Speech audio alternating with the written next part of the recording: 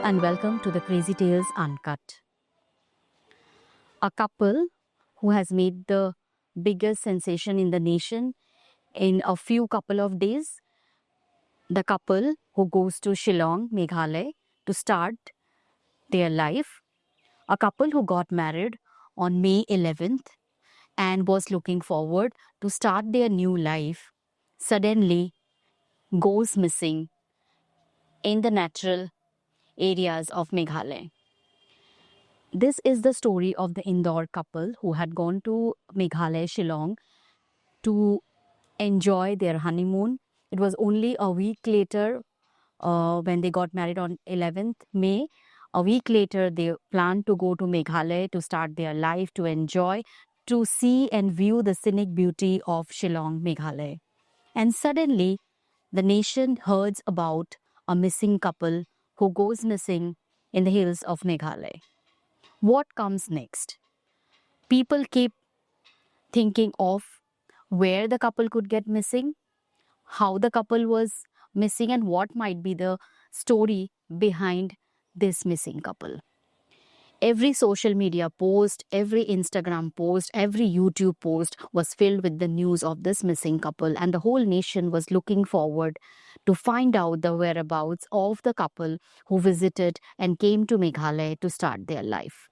As you all know, Meghalaya is full of forest, is full of scenic beauty, and yes, Meghalaya has the highest rainfall in Asia, and the forest, the gorges are very steep out there. So the first thing which everyone thought of was, since they were newly married, they might have gone away somewhere trekking, and might be the harsh weather or the steep gorges, they might get fallen down in any of these steep gorges. Another theory which was thought of, which could have happened to this couple, was maybe they can be kidnapped in the hills of Meghalaya. The nation also saw a backlash which was given to the people of the Northeast, where everyone suspected that maybe the couple was being hijacked, the couple was being kidnapped by the people who are in the Meghalaya, or a group of people who attacked the couples. And to start with the incident, let me just share with you a few incepts of what actually happened with the couple. So they got married on 11th of May. The name of the girl was Sonam Raghuvanshi and Raja Raghuvanshi. They both were from Indore, and both the families happily made the boy and the girl got married. And then after a few days, the girl Sonam, she planned for a visit to Kamakhya Devi temple in the northeast, and then to visit Shillong. Unaware of what had happened, unaware of how they were planning to it, Raja had told his mother that his wife has been planning for a special trip to the Meghalaya, to the Kamakhya Devi temple. And then everyone in the family was very happy, since both the couple would be starting their new life. So they were very happy that both of them would be going to Shillong and also to Kamakhya Devi temple. And suddenly on May 23rd, every one of us could be hearing it that the couple goes missing. And each and everyone was staring and looking forward to whereabouts of the couple. The hotels, the CCTV cameras, and even the political leaders, Chief Minister of Madhya Pradesh, the Chief Minister of Meghalaya, both the chief ministers tried their best, and they looked forward how the case could be resolved, how the couple could be found out, and what had happened to them. And suddenly, on 23rd May, when we all heard about where they had been missing, the NDRF teams, the army, the police, everyone started finding out where the couple could be missing. And during that time, there was heavy rainfall, which had somehow blocked the whole investigation team, and the whole investigation team was finding a lot of problems in finding out the whereabouts about the couple. And on June 2nd, suddenly, in one of the steep gorges, a decomposed body of a person was found. And the face was really not able to get recognized. But yes, Raja Raghuvanshi's brother could recognize that that body was of Raja Raghuvanshi from the tattoo which was put in his hand, and also the disappearance suddenly put forward it that the the corpse which has been found in such a decomposed situation was of Raja Raghuvanshi. So that was one sad news which was being shocked all across India, and people were looking forward for Sonam. And everyone was very conscious, very anxious. And there was a white shirt which was also found along with some tablets from the body of Raja Raghuvanshi. And the family got the first news, which was a death news of their son, that Raja has somehow got was dead in the Meghalayas. And there was also an online trolling where the whole city of Meghalaya was being blamed, was being trolled that the tribals did this, the Meghalaya people have done that, and they had been doing this to the couples who come to Meghalaya, and suddenly there was a lot of decline in the tourism of Meghalaya. So that was one part which was like against a whole state, and there was the rest of India was looking forward to what could be the next news and where was Sonam. So everyone was curious and was looking forward to Sonam, the whereabouts of Sonam. Where is Sonam? Was Sonam taken away by some miscreants? Was Sonam kidnapped by the people? Was Sonam dead? Where was Sonam? The whole people were searching for Sonam and looking forward to it. The police, the NDRF personals, there was a special SIT which was also being formed to find out where Sonam was. But then comes another story to this mystery of this couple being missing. There comes one news suddenly that Sonam was found in a dhaba in Banaras, Uttar Pradesh. There comes a news in the morning which flashed that Sonam was the person who has killed her husband, Raja Raghuvanshi. That was a shock, and that was a chilling shock to the people who were looking forward to this news, who were constantly having sympathy for Sonam, but of what had happened to Sonam. Was Sonam raped? Was Sonam kidnapped? Why was Sonam not found? But then suddenly, at night at 2 o'clock, she went to a dhaba, and she was crying there, and she somehow found that dhaba boy and took the phone from that boy, and then she called her brother, and she was crying inconsolably on call, and then her brother had told her that they would be coming down to that dhaba. And according to the news told by the dhaba boy, it was that Sonam was constantly sitting there, and she was very anxious, and she told him to give the phone to call to her brother. And according to her, she told that she was being looted during her visit to Shillong and her husband was killed. That was what she told to the person in the dhaba. And then the person who was in the dhaba had called to the police, and police had come down to that place in the dhaba, and Sonam was taken away by police. And that comes the twist to this story of the missing couple. The whole story, the whole framework of the story suddenly changed 360 degree. People were thinking of where Sonam was. People were thinking of how Sonam might have been in such a worse situation where it was 15 days and still the couple were not to be found. And suddenly there was Raja's body which was found, but Sonam was missing. And then this story, which turns out to a 365 degree, turns out that Sonam was the person who killed Raja Raghuvanshi. That was the backstory. That was a story where the police of Meghalaya was doing an excellent job, where they were trying to find out, they were trying to put forward all the pieces together, and they found out that this was Sonam Raghuvanshi who has planned everything. And to tell you all the main story, it was Sonam who had hired 3 contract killers to kill her own husband.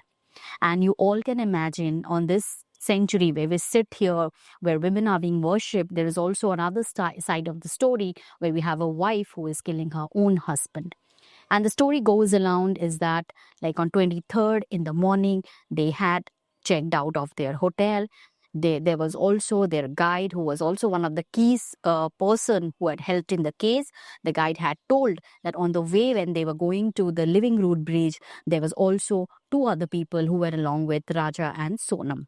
And the 2 other people were also talking in language of Hindi, which was not fully understandable to the guide, as he was only aware of his Khasi language and English. But he could suspect there was certain something which is fishy. And the whole story which was framed by Sonam was that the whole planning of going to the honeymoon was planned by her. She had hired 3 more people, and she wanted to kill She wanted to kill Raja Raghuvanshi, and her whole plan was to get married to her lover, who was another person in this story, which is Raj. Raj was a person who was working in her father's business, and she was in love with that person, and she wanted to marry Raj Kushwaha. But since her parents were not agreeing to that, she got married to a person from her same caste and same creed, and she married Raja Raghuvanshi. But she planned the whole event. She planned the whole murder 3 to 4 days later to her marriage. And as you all could see, this is the whole dramatic turn which has happened, and the whole nation is going through a chilly speculation where they could not even access what is the effect of marriage, how marriages are going on these days, and what is the outcome of all these things. Raja and Sonam also performed their rituals at Ma Kamakhya. That is something which we all know how powerful Ma Kamakhya is. But then you all could see how a person with an ill effect, even going to the temples, could have such negative impressions in the mind. And Sonam Raghuvanshi had a plan B and a plan A and plan B to kill Raja Raghuvanshi. One was like she was looking forward to push Raja on the same day when they were in Meghalaya, somehow in the high steep gorges, and he could fell, and she could do that. Was her plan A, and her plan B was she hired those people who were contract killers to kill her husband. There was one interesting part also wherein the contract killers had told her that they were very tired going into the steep gorges, and they were not looking forward. They were very tired to do the task which was given to them, but then Sonam had given them and lured them more money of around 20 lakhs to kill her husband. And she shouted on the hill step to start the whole operation when the whole area was very there was nobody on that area, and she could do the whole thing. So this was the whole thing which was planned by Sonam and for killing Raja Raghuvanshi. One point which remains a thing which goes on to the mind is how somebody who comes into the relationship and then she plans such a brutal thing. There was only one small thing which she wanted was she wanted to marry Raj Kushwaha. That was the only thing which she wanted to do. Why she couldn't have talked to her parents, why she couldn't have not talked to Raja Raghuvanshi before getting married, telling him the whole story, what she wanted to do, and somehow the whole story could be her different thing. But she couldn't say no to a marriage, but she could plan a murder. That's how the whole society are getting built up. So I look forward to every one of you to definitely share your message and what you want the whole generation to understand, how relationship are to be mattered and how relationship are to be taken with utmost care, and also how the people who are coming into a new relationship or in a new marriage should understand the values, and whatever they want to do or whatever they want to start off, they could at least have the guts to talk freely to their parents, to the relationship. And before doing certain heinous crimes, they should once think that before all, no crime is a perfect crime. You will definitely be caught, and you will be putting forward a much larger danger to the people associated with you. In the whole story, every one of you could see there are 3 mothers. The mother of Raja Raghuvanshi, mother of Sonam Raghuvanshi, and mother of Raj Kushwaha. The 3 mothers who have 3 child in 3 different angles. One mother who lost her son, one mother who could see her daughter as a killer, and one person who could see her son also being involved in such a heinous crime. And how do you think any mother could even teach her children to do such thing? But then they have to face a society. They have to face such societal questions where they have to say what they have to do. And this is something which you all should think about. Another thing which happened during the whole course of this news, which has made such big revolutions, we have seen people from Indore. We have seen people from rest of India blaming the Northeast also, because everyone should understand that before making a pre-propaganda or before making a pre-assumptions of anything, we should always think about, are we doing the right thing? Blaming someone could be the very first mover which you could do, but then we should understand, before blaming a state, we should know that it shouldn't be a pre-assuming thing.